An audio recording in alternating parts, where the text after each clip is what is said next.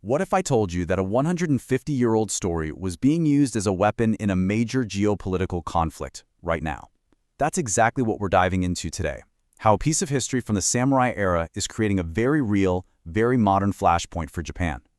And that's really the big question here, isn't it? How on earth can something that happened way back in the age of samurai be stirring up a potential border crisis between Japan and China today? Well, the answer is pretty wild. It shows us that for some people, history isn't just something you read about in a book. It's a weapon you can use in the here and now. Okay, and here is the modern-day bombshell. This quote, this is the heart of what Beijing calls its Rikyu status undetermined theory. And let's be clear, this is a direct challenge to Japan's control over the islands we all know today as Okinawa. It's a huge deal, and its roots, you guessed it, go all the way back 150 years. All right, so to really understand why China is making this claim now, we've got to jump in our time machine. We're heading back to the 19th century Japan, to the Meiji era, to see exactly how this historical weapon was first forged. Now, what's so interesting about this period is that the Meiji government's main goal wasn't actually about building a massive empire, at least not at first. No, it was all driven by this deep, urgent fear. They were looking around seeing Western powers just carving up Asia, and they saw this ever-expanding Russia creeping south. They were terrified. And that fear led to this powerful mantra for the entire era. The thinking was simple and honestly pretty brutal. You either draw hard, clear lines on the map yourself, or a bigger, more powerful country is going to come along and draw them for you. And trust me, you won't like where those lines end up. It was a total race against the clock. So this fear of being swallowed alive basically drove the government to lock down its borders, both in the north and in the south. But, and this is key, the way they did it in each place was completely different. And that led to two very different and, equally tragic stories. Okay, so who was on these frontiers? Well, at the edges of what Japan considered its territory were two totally distinct groups of people. Down south, you have the Ryukyu Kingdom, a really sophisticated, independent nation that we now know as Okinawa. And then way up north, in the huge, sprawling lands of Hokkaido, you had the indigenous Ainu people, who lived in their own separate village communities. The Ryukyu Kingdom had pulled off this incredible balancing act for centuries. It was a brilliant, really complex diplomatic strategy. Basically, they paid tribute to Qing China while also being under the control of a Japanese domain. This dual loyalty thing allowed them to stay independent and, just as importantly, super prosperous. It's like they were serving two masters, but by playing them off each other, they were really masters of their own destiny. And this old Ryukian saying, Japan is father, China's mother, just perfectly captures the impossible position they were in. Can you imagine? When the new Meiji government showed up and demanded they cut all ties with China, it wasn't just some political command. It was literally like being told to choose between your mom and your dad. It was an unthinkable choice, and they resisted it with everything they had. And just like that, their entire kingdom was dismantled. It all happened so fast. I mean, before 1872, their tribute trade with China was a huge source of wealth. But then, Japan steps in, declares them the Ryukyu domain, and boom, their ability to deal with other countries is gone. And when they pushed back, Japan just sent in around 600 troops and police in 1879 and ended the kingdom by force. Their whole world, both politically and economically, was just shattered. Okay, so now let's pivot and head way up north to the Ainu. While Japan used military might against the Ryukyu Kingdom, their strategy here was totally different. It was almost quieter. There were no soldiers marching in. Instead, they used the devastating power of a single stroke of a legal pen.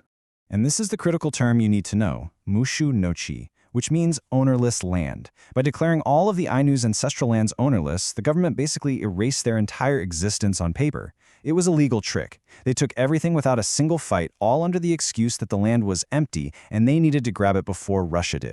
And check out the dehumanizing term they used for the Ainu people after they took their land, former natives. It just says it all, doesn't it? From there, it was a full-on assimilation policy. Their language was banned. Their traditional hunting and fishing, suddenly that was poaching. Their entire way of life was basically made illegal. It was all part of this grand plan to create one single, unified Japanese people. So when you put it all together, you see the pattern, right? You've got two different peoples, two totally different methods, but the exact same goal. Whether it was with military force against a kingdom in the south or the legal document against communities in the north, the endgame was the same: create solid, undeniable borders for Japan. And for the Ryukyuans and the Ainu, the results were, of course, absolutely devastating. Okay, so now let's jump forward 150 years, right to our own time, because the wounds from these events, they never really healed.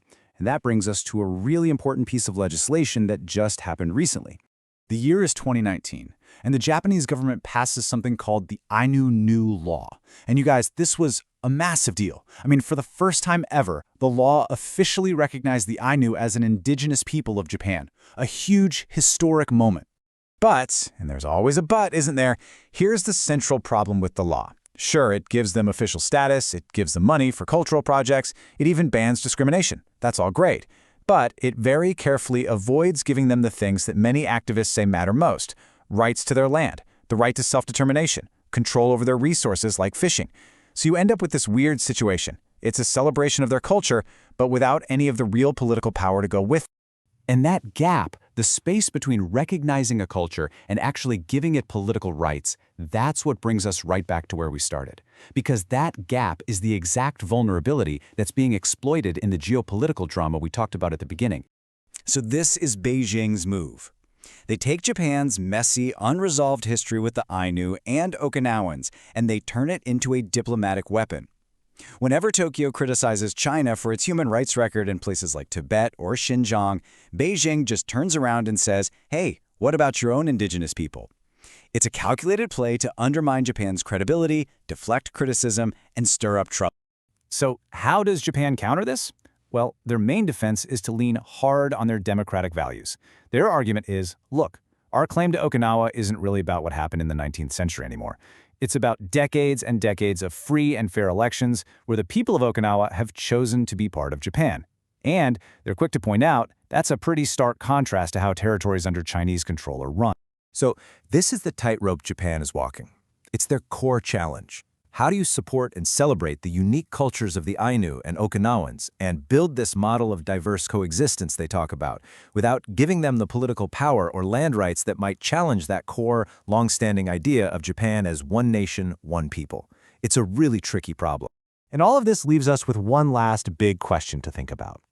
Back in the Meiji era, national security was the excuse used to take over the Ryukyu Kingdom and the Ainu lands.